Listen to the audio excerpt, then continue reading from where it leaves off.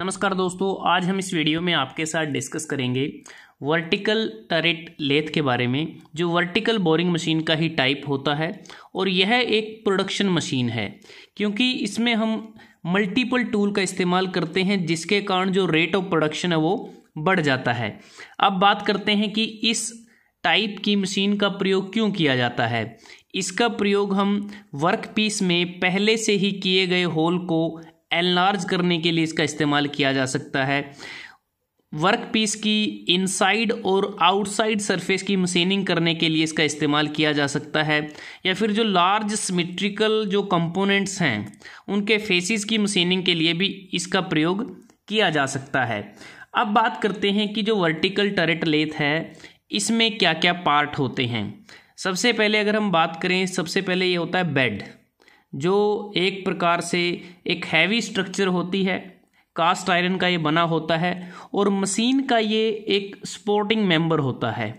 और इसके ऊपर अगर देखें एक रोटरी टेबल इसके ऊपर माउंट होती है, और इस बेड के दोनों साइड में, लेफ्ट हैंड साइड और राइट हैंड साइड में वर्टिकल कॉलम इसमें माउंट होते हैं।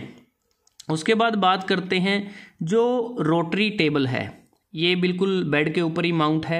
ये सर्कुलर होती है और एक प्रकार से ये रोटेट करती है वर्टिकल एक्सिस के अबाउट। जैसा आप इस डायग्राम में देख पा रहे हैं कि ये जो रोटरी टेबल है ये बेड के ऊपर वर्टिकल एक्सिस में ये रोटेट करती है। इसके ऊपर वर्क पीस को रखा जाता है और हैवी जॉब की मशीनिंग इस टेबल पर करना हमारे लिए आसान होता है, क्योंकि जो बेड होता है वो काफ़ी हैवी होता है। और हम यहाँ पर वर्क पीस को, जो इसमें टी स्लॉट बने होते हैं, जैसा आप इस डायग्राम में देख पा रहे हैं, टी स्लॉट बने हैं, तो नट और बोल्ट की मदद से वर्क पीस को होल्ड किया जा सकता है। एंगल प्लेट का इस्तेमाल किया जा सकता है, बोरिंग जिग का इस्तेमाल कर सकते हैं, स्टेप ब्लॉक का इस्तेमाल कर सकते हैं वर्क पीस को होल्ड या क्लैंप करने के लिए। उसके बाद जो वर्क पीस के अगर हम साइज़ की बात करते हैं, जो मैक्सिमम साइज़ होता है वर्क पीस का वो इस रोटरी टेबल के डायामीटर के बराबर होता है, जो मशीन के साइज़ को भी रिप्रेजेंट करता है। और इसमें अगर बात करें, ये जो मशीन होती है इसमें जो वर्क पीस है वो रोटरी टेबल पर माउंट होता है और एक प्रकार से जो वर्क पीस है वो टेबल के साथ वो रोटेट करता है, जबकि इसमें जो टूल है वो स्टेशनरी होता है, लेकिन फीडिंग के समय उसको फॉरवर्ड या बैकवर्ड किया जा सकता है। रोटरी टेबल के बाद है वर्टिकल कॉलम, तो इसमें ये और ये दो वर्टिकल कॉलम इसके ऊपर हैं जो बेड के ऊपर माउंटेड होते हैं। और इन वर्टिकल कॉलम की बात करें तो प्रत्येक वर्टिकल कॉलम के ऊपर साइड टूल पोस्ट होता है। इसके ऊपर ये है और इसके ऊपर ये है। अब जो साइड टूल पोस्ट है वो फॉरवर्ड भी जा सकता है, बैकवर्ड भी जा सकता है। वो वर्टिकल जो कॉलम है इनके ऊपर जो गाइडवेज बने हैं उन पर ये अपवर्ड या फिर डाउनवर्ड भी ये मूव कर सकता है अकॉर्डिंग टू रिक्वायरमेंट। उसी प्रकार से ये साइड टूल पोस्ट भी। अब बात करते हैं जो वर्टिकल कॉलम्स हैं, इन दोनों को एक प्रकार से यहाँ पर ये देखें जिसे हम क्रॉस रेल कहते हैं। जो क्रॉस रेल है दोनों वर्टिकल कॉलम के बीच एक ब्रिज की तरह कार्य करता है, और जो क्रॉस रेल है इसको हम ऊपर या नीचे कर सकते हैं, जो गाइडवेज वर्टिकल कॉलम पर बने हैं उनके ऊपर स्लाइड करके। क्रॉस रेल पे अगर देखें यहाँ पर एक ये हेक्सागोनल टर्रेट हेड यहाँ पर लगा हुआ है, जिस पे हम एक टाइम में नंबर ऑफ टूल्स का इस्तेमाल कर सकते हैं। जैसा आप इस डायग्राम में देखें, ये आपको टर्रेट हेड नज़र आ रहा है कि इसमें यहाँ पर एक टूल को होल्ड कर सकते हैं, एक टूल यहाँ होल्ड कर सकते हैं, एक टूल यहाँ होल्ड कर सकते हैं, एक यहाँ पर, एक यहाँ पर, एक यहाँ पर।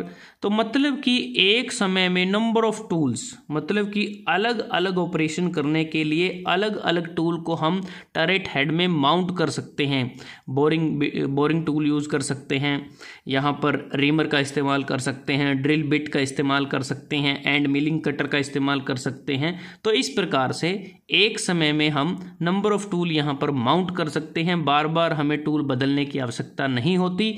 जो ऑपरेशन हमें परफॉर्म करना है उस टूल को हम रोटेट करके हम वर्क पीस के साथ लेकर आ सकते हैं आवश्यकता के अनुसार। अब ये जो क्रॉस रेल है इसमें हम अधिकतम 2 वर्टिकल हेड का इस्तेमाल कर सकते हैं, वर्टिकल टूल हेड का। तो यहाँ पर एक और हम लगा सकते हैं अगर ज़रूरत होती है। तो एक प्रकार से देखें पूरी जो मशीन है इस पर अधिकतम जो टूल हेड है वो 4 हो सकते हैं। एक ये है, दूसरा ये है, तीसरा ये है और चौथा और हम यूज़ कर सकते हैं। तो मैक्सिमम जो नंबर ऑफ टूल हेड है वो वर्टिकल टरेट लेथ में वो 4 हो सकते हैं। उसके बाद जो टरेट हेड है इसको हम प्रत्येक ऑपरेशन के बाद हमें इसको इंडेक्स करने की आवश्यकता होती है। इंडेक्स का मतलब है कि जैसे हमने स्टार्टिंग में किया ड्रिल किया होल को, उसके बाद होल को हमें इनलार्ज करना है।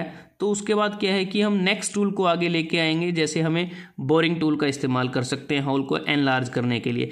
मतलब कि एक प्रॉपर टूल पर हमें ऑपरेशन करना है और उसके बाद अगर नेक्स्ट ऑपरेशन करने की आवश्यकता है तो हम इसको इंडेक्स करेंगे अकॉर्डिंग टू रिक्वायरमेंट। और जो वर्टिकल जो टूल हेड है इसको भी क्रॉस रेल पर हम स्लाइड कर सकते हैं, इस डायरेक्शन में भी और इस डायरेक्शन में भी, और इसको भी हम अप एंड डाउन इसको स्लाइड किया जा सकता है। इवन कुछ मशीन्स ऐसी होती हैं जहां पर ये इंक्लाइंड भी होता है। और उसके बाद बात करते हैं कि ये जो वर्टिकल टरेट लेथ है इस पे जो वर्क पीस हैं वो किस प्रकार के होते हैं। इसमें हम लार्ज और सिमेट्रिकल वर्क पीसीस को बड़ी आसानी के साथ और बड़ी तेज़ी के साथ यहाँ पर माउंट कर सकते हैं। अब जो बड़े वर्क पीस हैं, जो हैवी वर्क पीसीस हैं वो कौन कौन से हैं? एग्जाम्पल के तौर पे जैसे प्रेशर वेसल है, मशीन टूल टेबल है, जो स्टीम टरबाइन के लिए कास्टिंग होती है, लोकोमोटिव व्हील्स हैं, टरबाइन रनर इत्यादि। इसके बाद बात आती है कि जो ये वर्टिकल जो टरेट लेथ है इसकी स्पेसिफिकेशन किस आधार पर होती है। ये होती है टाइप ऑफ मशीन टूल के आधार पर, डायामीटर ऑफ रोटेटिंग टेबल के आधार पर, हाइट ऑफ कॉलम के आधार पर जो वर्टिकल कॉलम्स होते हैं, maximum diameter of work piece के आधार पर। अब बात आती है कि इस पे हम कौन कौन से ऑपरेशन है जो कर सकते हैं। एग्जाम्पल के तौर पे आप देख सकते हैं बोरिंग बार की मदद से हम जो एग्जिस्टिंग होल है उसको एनलार्ज कर सकते हैं। मिलिंग कटर के द्वारा मिलिंग ऑपरेशन को परफॉर्म किया जा सकता है। रिमर के इस्तेमाल से हम यहाँ पर रिमिंग कर सकते हैं। तो ये कुछ ऑपरेशन हैं जो हम इस मशीन पर कर सकते हैं। तो दोस्तों इसमें हमने आज आपके साथ डिस्कस किया जो वर्टिकल बोरिंग मशीन होती है उसका बहुत ही महत्वपूर्ण टाइप है वर्टिकल टरेट लेथ के बारे में, जो एक प्रोडक्शन मशीन है कि इसमें क्या क्या पार्ट्स होते हैं, क्या क्या उनका कार्य होता है, किस प्रकार से इस मशीन में मशीनिंग की जाती है। तो अगर आपको वीडियो अच्छा लगा आप इसको लाइक कर सकते हैं, शेयर कर सकते हैं अपने दोस्तों के साथ, स्टूडेंट्स के साथ, और जल्दी हाजिर होते हैं एक नए वीडियो के साथ। तब तक के लिए धन्यवाद। आपका दिन शुभ रहे।